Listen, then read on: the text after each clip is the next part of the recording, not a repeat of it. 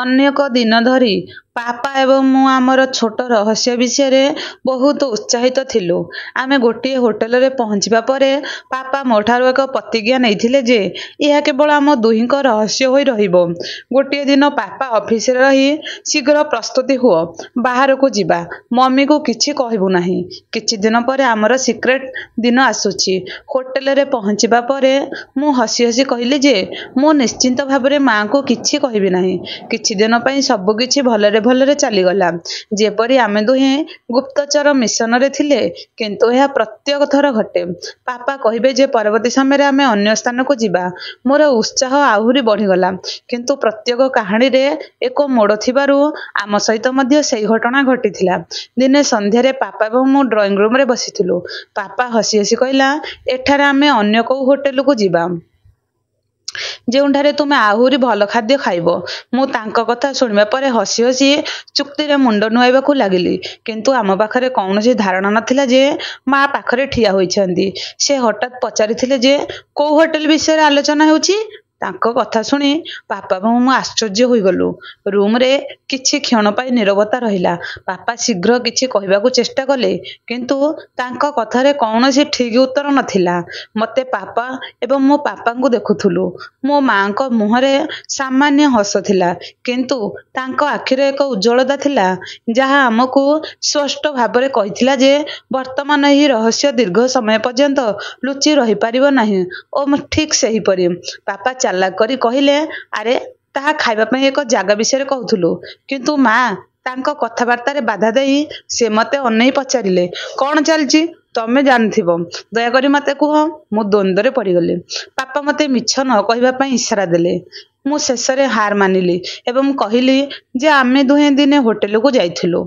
କିନ୍ତୁ ସେ ଚାହୁଁନଥିଲେ। କ୍ରୋଧିତ ହେବା ପରିବର୍ତ୍ତେ ତୁମେ କହିଲ ଏହା ସତ। ମୁଁ ମାଆଙ୍କୁ ନ କହି ଗୁପ୍ତରେ ମଜା କରୁଥିଲି। ଏହି ଯୋଜନା କେବଳ ଗୋଟିଏ ଦିନ ପାଇଁ ବୋଲି ମା ତୁରନ୍ତ ମାଆଙ୍କୁ ବାପା ବୁଝାଇବାକୁ ଚେଷ୍ଟା କରିଥିଲେ। ମା ତୁମକୁ କହିବାର ସୁଯୋଗ ପାଇଲେ ନାହିଁ। ସେହି ଘଟଣା ପରେ ପରିବେଶ କିଛି ଦିନ ଚୁପଚାପ ରହିଲା। ଯଦିଓ ସେହି ସମୟରେ ପାପା ଥଟ୍ଟା କରିଥିଲେ, ମୁଁ କଥାବାର୍ତ୍ତାକୁ ସମାପ୍ତ କରିଥିଲି। କିନ୍ତୁ ଆମେ ଜାଣିଥିଲୁ ଯେ ସେ ଏହାକୁ ସହଜରେ ଭୁଲି ପାରିବେ ନାହିଁ ଏବଂ ମୁଁ ବର୍ତ୍ତମାନ ପ୍ରତ୍ୟେକ ଥର ଚିନ୍ତା କରି କଥାବାର୍ତ୍ତା କରିବି ଯେପରି ଅନ୍ୟ କେହି ଜାଣିପାରିବେ ନାହିଁ। ତାପରେ ଦିନେ ହଠାତ୍ ଘୋଷଣା ହେଲା, ଶୁଣ, ଏହି ସପ୍ତାହ ଶେଷରେ ଆମେ ରାତ୍ରି ଭୋଜନ କରିବାକୁ ଯିବୁ। ଏବଂ ପରସ୍ପରକୁ ଚାହିଁ ରହିଥିଲୁ, କିନ୍ତୁ କିଛି କହିପାରିଲି ନାହିଁ। ମା କହିଲା ହସି, ଆମେ ଦୁହେଁ ସେହି ହୋଟେଲକୁ ଯିବା ଯେଉଁଠିକି ତୁମେ ଦୁହେଁ ଯାଅ। ମୋତେ ନ ଜଣାଇ ଯାଇଥିଲ। ଆହୁରି ମଧ୍ୟ ଦେଖ, ସେଠାରେ ଏକ ସ୍ୱତନ୍ତ୍ର କ'ଣ। ବାପା ଏହାକୁ ପରେ ପରିଚାଳନା କରିବାକୁ ଚେଷ୍ଟା କରିଥିଲେ। ଏହା ଠିକ୍ ସେହିପରି। କିନ୍ତୁ ମା ବାଧାପ୍ରାପ୍ତ ହେଲେ। ବର୍ତ୍ତମାନ ବାହାନା କର ନାହିଁ। ମୁଁ ଏହି ବିଷୟରେ ଚିନ୍ତା କରିଛି ଏବଂ ଏଥର ତୁମେ ଦୁହେଁ ମୋତେ ବାହାରକୁ ନେଇଯାଉଛ। ମୁଁ ବୁଝିଗଲି। ତେଣୁ ନିଷ୍ପତ୍ତି ନିଆଗଲା ଯେ ସପ୍ତାହର ଶେଷରେ ଆମେ ଏକ ହୋଟେଲକୁ ଯିବୁ। ଯେତେବେଳେ ଦିନ ଆସିଲା, ମା ବହୁତ ଉତ୍ସାହର ସହିତ ତାଙ୍କ ପ୍ରିୟ ଶାଢ଼ୀ ପିନ୍ଧି ପ୍ରସ୍ତୁତ ହୋଇଗଲେ। ପାପା ହାଲକା ହସ ସହିତ କହିଲେ, ଆଜି ତୁମର ନାମ। ମମି ଉତ୍ତର ଦେଲା, ତୁମେ ଠିକ୍ ବୁଝିଛ। ହୋଟେଲରେ ପହଞ୍ଚିବା ପରେ ମମି ସବୁକିଛି ଭଲରେ ଯାଞ୍ଚ କଲା।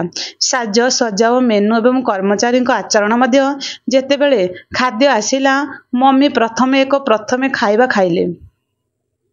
ତାପରେ ଆଣ୍ଠେଇ ଦେଇ କହିଲେ, ଠିକ୍ ଅଛି, ଭଲ, କିନ୍ତୁ ଏତେ ବିଶେଷ ନୁହେଁ ଯେ ଏହା ମୋଠାରୁ ଲୁଚି ରହିବା ଉଚିତ।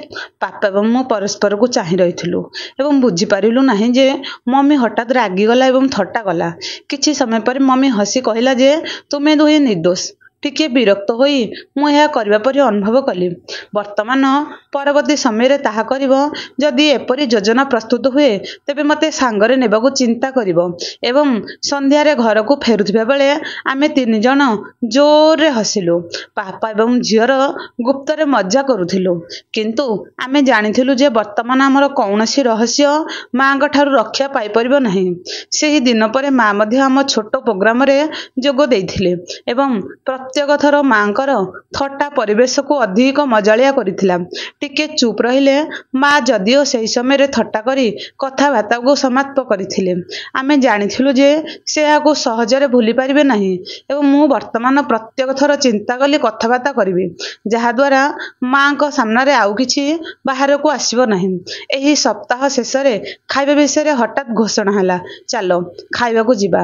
ପାପା ଏବଂ ମୁଁ ପରସ୍ପରକୁ ଚାହିଁ ରହିଥିଲୁ, କିନ୍ତୁ କିଛି କହିପାରିଲି ନାହିଁ।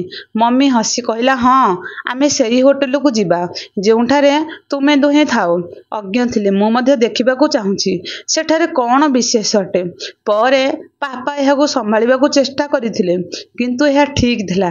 କିନ୍ତୁ ମା ବାଧା ଦେଇଥିଲେ, ବର୍ତ୍ତମାନ ବାହାନା କର ନାହିଁ, ମୁଁ ଏହି ବିଷୟରେ ଚିନ୍ତା କରିଛି ଏବଂ ହଁ, ଏଥର ତୁମେ ଦୁହେଁ ମୋତେ ବାହାରକୁ ନେଇଯାଉଛ, ମୋର ରହସ୍ୟ ବୁଝିଛ। ତେଣୁ ନିଷ୍ପତ୍ତି ନିଆଗଲା ଯେ ସପ୍ତାହର ଶେଷରେ ଆମେ ସେହି ହୋଟେଲକୁ ଯିବା ଏବଂ ପ୍ରସ୍ତୁତ ହେଲେ। ପାପା ହାଲକା ହସି କହିଲେ, ଲାଗୁଛି ଆଜି ତୁମର ଦିନ। ମମି ଉତ୍ତର ଦେଲେ, ଏହାକୁ ସଠିକ୍ ଭାବରେ ବୁଝନ୍ତୁ। ମମି ସବୁକିଛି ଯତ୍ନର ସହିତ ଯାଞ୍ଚ କଲେ, ସଜେଇବା ଏବଂ ମେନୁ, ଏପରିକି କର୍ମଚାରୀଙ୍କର ଆଚରଣ ବୁଝିଗଲା। ମା ରାଗିଗଲା, ନା, ତୁମେ ଥଟ୍ଟା କରୁଛ। କିଛି ସମୟ ପରେ ମା ହସି ହସି କହିଲା ଯେ ତୁମେ ଦୁହେଁ ନିର୍ଦ୍ଦୋଷ। ମୁଁ ସେଦିନ ସବୁ କିଛି ବୁଝିଥିଲି, କିନ୍ତୁ ମୁଁ ଜାଣିଶୁଣି ତୁମକୁ ଟିକେ ଅସୁବିଧାରେ ପକାଇବା ଭଳି ଅନୁଭବ କଲି। ବର୍ତ୍ତମାନ ଏହାକୁ ବନ୍ଦ କର। ପରବର୍ତ୍ତୀ ସମୟରେ ଯଦି ଏପରି ଯୋଜନା ପ୍ରସ୍ତୁତ ହୁଏ, ତେବେ ମୁଁ ତୁମ ସାଙ୍ଗରେ ନେବାକୁ ଚିନ୍ତା କରିବ। ଘରକୁ ଫେରିଲା ବେଳେ ଆମେ ତିନିଜଣ ଜୋରରେ ହସୁଥିଲୁ। ଝିଅ, ଓଃ କ'ଣ? କିନ୍ତୁ ଆମେ ଜାଣିଥିଲୁ ବର୍ତ୍ତମାନ ଆମର କୌଣସି ରହସ୍ୟ ମାଙ୍କଠାରୁ ରକ୍ଷା କରାଯାଇପାରିବ ନାହିଁ। ସେହି ଦିନ ପରେ ମା ମଧ୍ୟ ଆମ ଛୋଟ ପ୍ରୋଗ୍ରାମରେ ଯୋଗ ଦେଇଥିଲେ। ପ୍ରତ୍ୟେକ ଥର ମାଙ୍କ ଥଟ୍ଟା ପରିବେଶକୁ ଅଧିକ ମଜାଳିଆ କରିଥିଲା। କିଛି ସପ୍ତାହରେ ମା ଆମକୁ ପୁଣି ଆଶ୍ଚର୍ଯ୍ୟ କଲା। ମମି ଏଥର ଏକ ଆଶ୍ଚର୍ଯ୍ୟଜନକ ପାରିବାରିକ ଯାତ୍ରା ଯୋଜନା କଲେ। ପାପା ଏବଂ ମୁଁ ପରସ୍ପରକୁ ଚାହିଁ ହସିଦେଲୁ। ପାପା କହିଲେ, ବର୍ତ୍ତମାନ ପ୍ରତିଶୋଧ ସମାପ୍ତ ହେବାକୁ ଯାଉଛି। ମମି ଏକ ହସ ଖୁସିରେ ଉତ୍ତର ଦେଉଛନ୍ତି, ପ୍ରସ୍ତୁତ ରୁହ। ବର୍ତ୍ତମାନ ତୁମେ ଦୁହେଁ ମୋର ଯୋଜନାର ଏକ ଅଂଶ ହେବାକୁ ପଡ଼ିବ। ଆମେ ରବିବାର ସକାଳେ ମା ଦେଇଥିବା ଠିକଣାରେ ଚାଲିଗଲୁ। ବାରମ୍ବାର ପାପା ଏବଂ ମୁଁ ଅନୁମାନ ଜାରି ରଖିଥିଲୁ, ବୋଧହୁଏ କିଛି ରେଷ୍ଟୁରାଣ୍ଟ, ବୋଧେ ଏକ ଥିମ୍ ପାର୍କ କିମ୍ବା କିଛି ଶାନ୍ତ ସ୍ଥାନ। ଶେଷରେ ଆମେ ଏକ ଛୋଟ ସ୍ଥାନରେ ପହଞ୍ଚିଗଲୁ। ପାହାଡ଼ କାଫରେ ପହଞ୍ଚିଲା, ଯାହା ସହରଠୁ ଦୂରରେ ଏକ ସୁନ୍ଦର ଉପତ୍ୟକା ମଝିରେ ଥିଲା।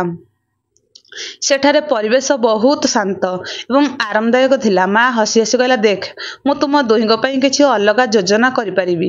ଏହା ମୋର ବିଶେଷ ସ୍ଥାନ ଏବଂ ବର୍ତ୍ତମାନଠାରୁ ଏହା ଆମର ପାରିବାରିକ ଗୁପ୍ତ ସ୍ଥାନ ହେବ। ପବନ ପ୍ରବାହିତ ହେଉଥିଲା। ମୁଁ କହିଲି, ବର୍ତ୍ତମାନ ମୁଁ ବୁଝିପାରିଛି ଯେ ତୁମର ଯୋଜନା ଆମ ଅପେକ୍ଷା ଭଲ। ମା ଉତ୍ତର ଦେଲେ, ବର୍ତ୍ତମାନ ତୁମେ ଦୁହେଁ ମୋର ପ୍ରତ୍ୟେକ ଯୋଜନା ଉପରେ ବିଶ୍ୱାସ କରିବାକୁ ପଡ଼ିବ। ପାପା ହସିଲେ ଏବଂ ଆଣ୍ଠେଇଲେ, ପରବର୍ତ୍ତୀ ସମୟରେ ଆମେ ଆପଣଙ୍କୁ ଯୋଜନାରେ ଅନ୍ତର୍ଭୁକ୍ତ କରିବୁ। ସେହି ଦିନଠାରୁ ଏହି ପାହାଡ଼ କାଫେ ଆମ ପରିବାର ପାଇଁ ଏକ ନୂତନ ସ୍ଥାନ ହୋଇଗଲା। ପ୍ରତ୍ୟେକ ମାସରେ ଆମେ ସେଠାକୁ ଯାଇ ଘଣ୍ଟା ଘଣ୍ଟା କଥାବାର୍ତ୍ତା କରୁଥିଲୁ। ମାଙ୍କ ଯୋଜନାର ଏକ ଅଂଶ, କିନ୍ତୁ ସମସ୍ତଙ୍କ ପାଖରେ କିଛି କିଛି ଯୋଜନା ଥାଏ। ଭିଡ଼ିଓଟି ଯଦି ଭଲ ଲାଗୁଥିବ, ଲାଇକ୍, ସେୟାର, ସବସ୍କ୍ରାଇବ୍ ନିଶ୍ଚିତ କରନ୍ତୁ।